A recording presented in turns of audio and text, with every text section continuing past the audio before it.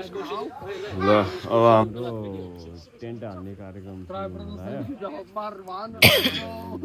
दुईजना दाइ भाइ बस्ने हो यहाँ अरूहरूले लगभग हालिसक्यो अब हामी लास्ट हो क्या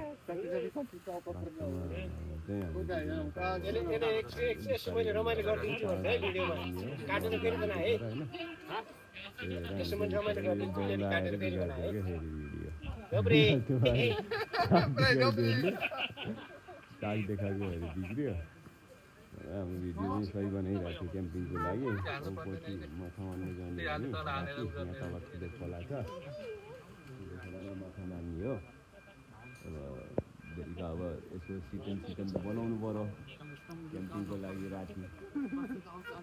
हामी चाहिँ भिडियो बनाउनु लाग्यो टेन्ट हाल्न चाहिँ अर्को साल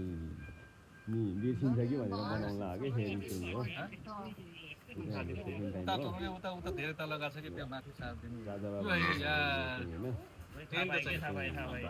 बाह्रजना छन् एउटा ग्रुपमा